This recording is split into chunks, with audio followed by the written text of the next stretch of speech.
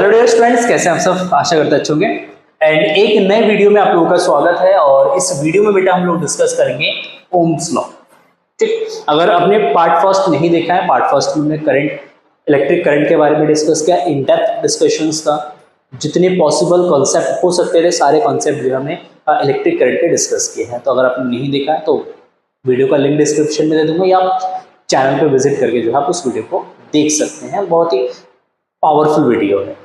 ठीक, अच्छा, बहुत सारे बच्चों के कमेंट्स आ रहे हैं बेटा कि वन शॉट वीडियो डाल दो सर चैप्टर वाइज। अब वो वन शॉट वीडियो डालने का मतलब है एक वीडियो 6 से 7 घंटे का। ठीक, और उस 6 से 7 घंटे के वीडियोस में अगर मान लो व्यूज आते हैं 100-200 और देन उसमें एवरेज वॉच टाइम आता है 10 मिनट 15 मिनट, तो क्या होता है कि वो वीडियो आगे चलेगा ही नहीं, वो वीडियो डंप हो जाएगा चैनल पे। ठीक, तो अभी क्योंकि चैनल ग्रोइंग स्टेज पे है, बहुत कम सब्सक्राइबर है चैनल पे, और आपको लग रहा है पता नहीं चैनल ग्रो नहीं कर रहा, तो सर कैसा कॉन्सेप्ट दे कंटेंट्स प्रोवाइड कर रहे हैं। ठीक है ना, तो कंटेंट एक बार आप देखिए। ठीक, चैनल छोटा या बड़ा नहीं होता है, आप उस चैनल के कंटेंट्स को ऑब्जर्व करिए, कंटेंट्स को देखिए। अगर ये कंटेंट्स आपको लगता है कि आपके काम का है, आपके प्रॉब्लम्स को शॉर्ट आउट कर रहा है, तो आप चैनल को जरूर सब्सक्राइब करिएगा। ठीक है ना, और जितने भी वीडियोस मैं अपलोड करता हूँ उन सारे वीडियोस को आप देखिए, आपके फिजिक्स के कॉन्सेप्ट बिल्ड होंगे बेटा। ठीक है ना, कितने पॉसिबिलिटीज होती है, एक टॉपिक के कितने टाइप्स के क्वेश्चंस बनते हैं, वो सारी चीजें वीडियोस के अंदर मैं आपको प्रोवाइड कर रहा हूँ। हर एक वीडियोस के अंदर देखिए इन डेप्थ डिस्कशंस है, इन डेप्थ क्वेश्चंस है कि किस किस पैटर्न पे किस किस तरीके के क्वेश्चन जो है बोर्ड आपसे पूछ सकता है। तो प्लीज रिक्वेस्ट है, वीडियोस को देखिए, एंड तक देखिए, पूरा वीडियोस देखिए। ठीक है, कोई सजेशंस होता है कमेंट सेक्शन में जरूर दीजिए। आपके सजेशंस को मतलब मैं उस सजेशंस को लेके उस पर जो भी काम हो सकता है वो सारी चीजें मैं करूंगा। ठीक, बट वन शॉट अभी नहीं, वन शॉट जब थोड़ा सा चैनल ग्रो हो जाएगा उसके बाद जो है वन शॉट मैं आप लोगों के लिए लेके आऊंगा। ठीक है, चलिए स्टार्ट करते हैं आज के इस वीडियो को। और हाँ, प्लीज फर्स्ट टाइम चैनल पे हैं, अभी तक चैनल को सब्सक्राइब नहीं करा तो प्लीज सब्सक्राइब करके वीडियो को लाइक जरूर करिए, और बाकी सारे वीडियोस देखने तो उसको भी लाइक जरूर करिएगा, और एक प्यारा सा कमेंट सेक्शन में जरूर लिखिएगा बेटा। ठीक, हम डिस्कशंस करेंगे आज ओम्स लॉ के बारे में कि what is the Ohm's law. Ohm's law क्या है, ओम्स लॉ का स्टेटमेंट क्या है। ठीक, तो Ohm's law basically it gives the mathematical relations between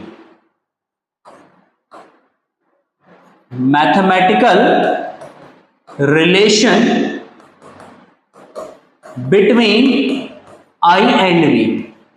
ये करंट एंड वोल्टेज के बीच में एक मैथमेटिकल रिलेशंस प्रोवाइड करता है कि करंट और वोल्टेज एक दूसरे से किस तरीके से रिलेट है, किस तरीके से वो आपस में कनेक्ट है या कनेक्टेड है। तो वो जो एक मैथमेटिकल रिलेशंस है वो आपको ओम्स लॉ जो है प्रोवाइड करता है।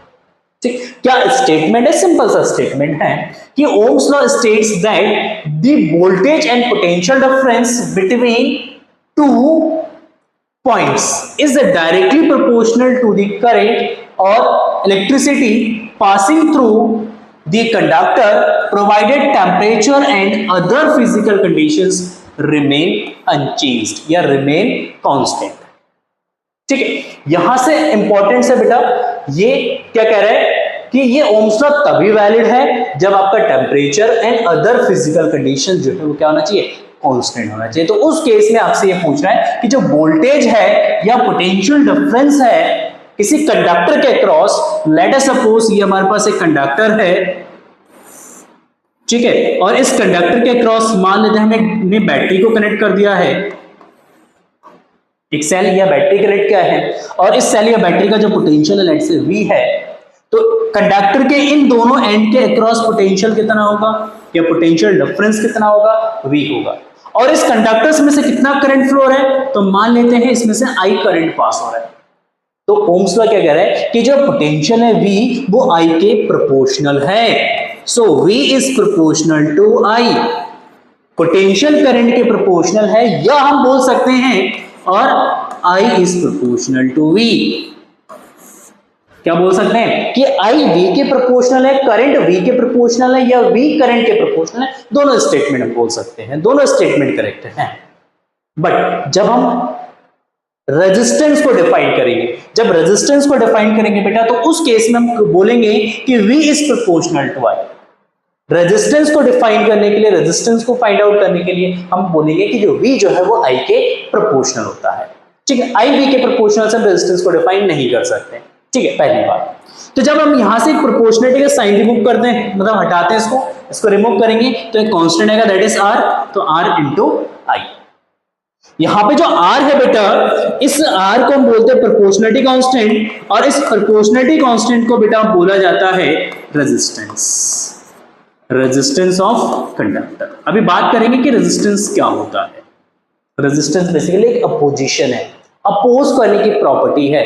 जब इस कंडक्टर्स में से करंट पास होता है तो कंडक्टर्स उस करंट को कितना अपोज करता है, उसको कितना रोकता है, कितना उसको कम करने की कोशिश करता है, उसी का मेजरमेंट लिया जाता है बेटा किससे, रेजिस्टेंस से। तो R is the resistance of conductor and it is the proportionality constant. ठीक, so it does not depends on, so it does not depends on V and I।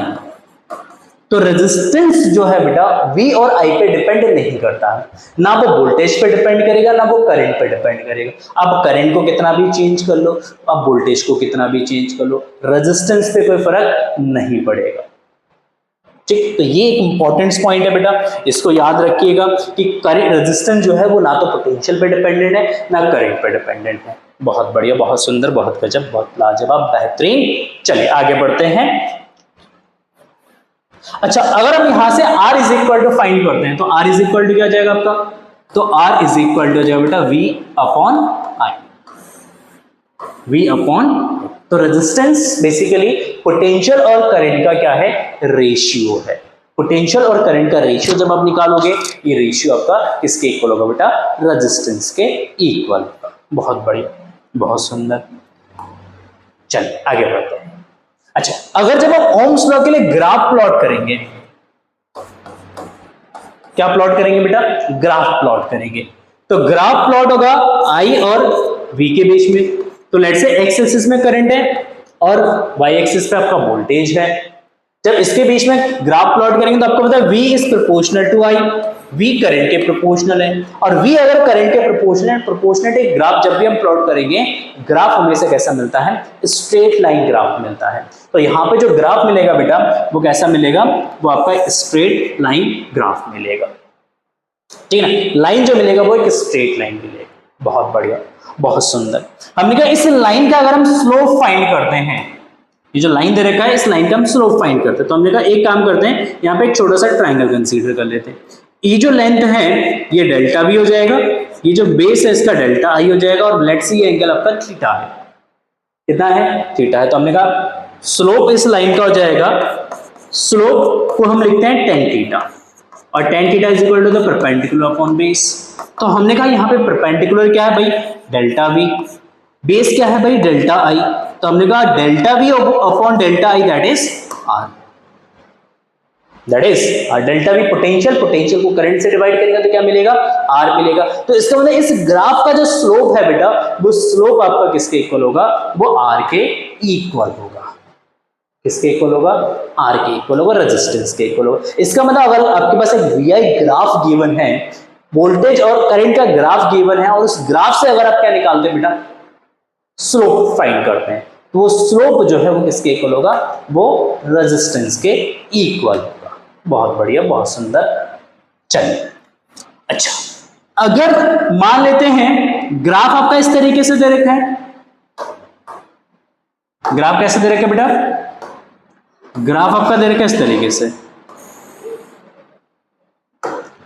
Y axis, x axis पे आपका voltage है, इस वाले axis पे voltage given है, और इस एक्सिस पे आपका करंट गिवन है।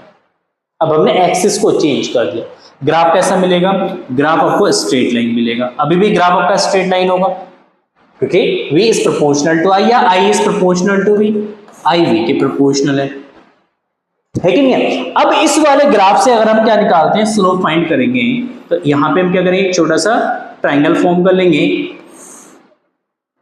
क्या करेंगे, एक छोटा सा ट्रायंगल फॉर्म कर लेंगे। ये आपका जगह डेल्टा आई, ये हो जाएगा डेल्टा बी, ये एंगल हो गया हमारा थीटा।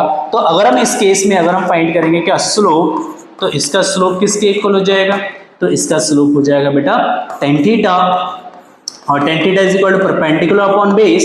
तो हमने कहा परपेंडिकुलर यहाँ पे है डेल्टा आई, और हमने कहा बेस है डेल्टा बी, और delta I upon delta B that is 1/r।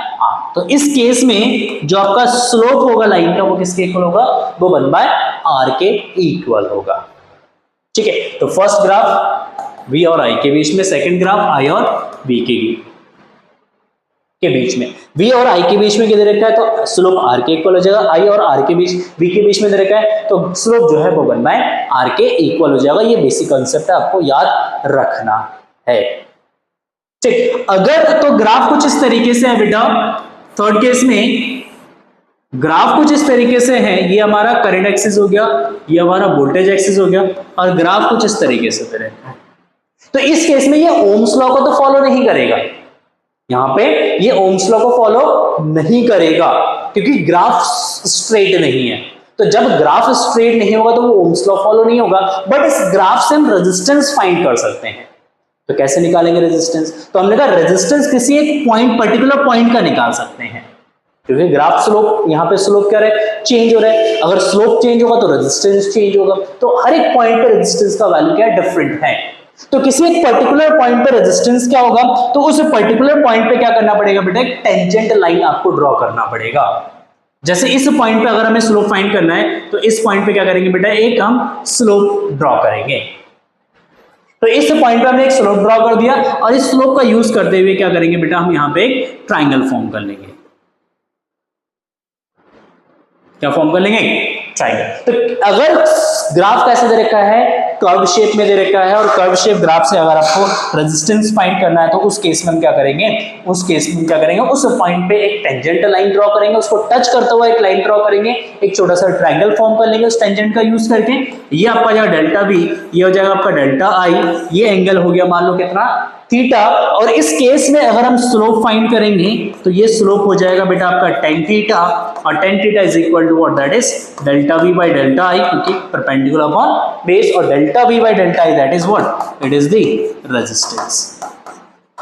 तो अगर ग्राफ कर्व शेप में है, तो किसी पॉइंट पे अगर हम एक टेंजेंट ड्रॉ करते हैं, उस टेंजेंट का जो भी स्लोप होगा बेटा, वो स्लोप उस पॉइंट पे रेजिस्टेंस के इक्वल होगा। तो अगर ग्राफ स्ट्रेट दे रखा है तो वेल एंड गुड, अगर ग्राफ स्ट्रेट नहीं दे रखा है तो वो ओम्स लॉ को फॉलो नहीं करेगा, और किसी पर्टिकुलर पॉइंट पे जो स्लोप होगा वो उसके रेजिस्टेंस को रेजिस्टेंस के वैल्यू को शो करेगा। तो आई होप इतना ये सारी चीजें जो है आपको क्लियर हो गया होगा। एक क्वेश्चन मैं आपसे पूछता बेटा, कमेंट सेक्शन में आंसर करिएगा कि ओम्स लॉ कौन सा है। फर्स्ट ऑप्शन देता हूं v is proportional to i, और सेकंड आपसे देता हूं मैं v is equal to IR। दो इक्वेशंस हमने लिखा है, v is proportional to i, and second option लिखा है v is equal to IR।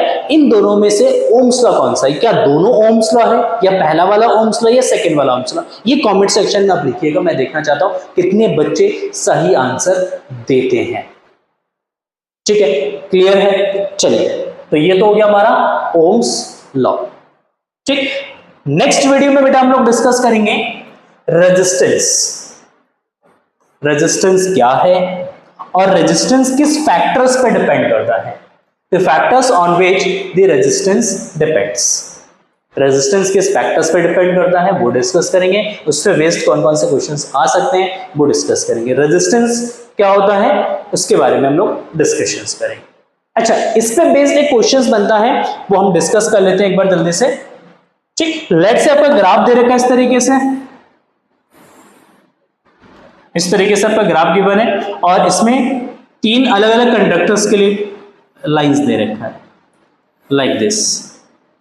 ठीक है, ये आपका करंट है I, ये है वोल्टेज V, ये आपका R1, ये आपका R2, और ये आपका R3।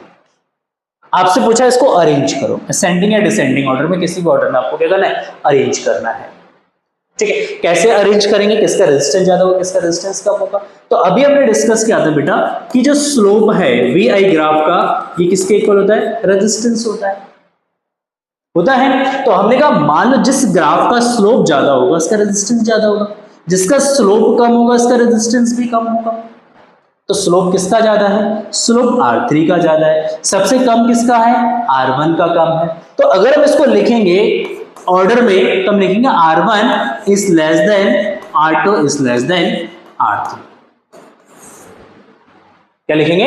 हम लिखेंगे R1 is less than R2 is less than R3, मतलब R1 का रेजिस्टेंस कम होगा, R3 का रेजिस्टेंस ज्यादा होगा। क्लियर है? अच्छा, एक क्वेश्चन इसमें ऐसे भी बनता है, टेम्परेचर बेस्ड बनता है क्वेश्चन। क्या बनता है बेटा? टेम्परेचर पे बेस्ड क्वेश्चंस बनता है।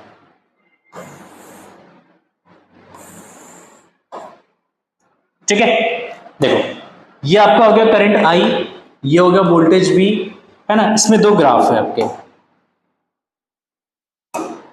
एक ग्राफ है, ये दूसरा ग्राफ है। ठीक, दो अलग अलग कंडक्टर के लिए, इसका टेम्परेचर T1 है, इसका टेम्परेचर T2 है। T1 T2 टेम्परेचर है। आपसे पूछा बताओ किसका टेम्परेचर ज्यादा होगा। मान लो ये A कंडक्टर का है, ये B कंडक्टर के लिए है, सेम मटेरियल का है।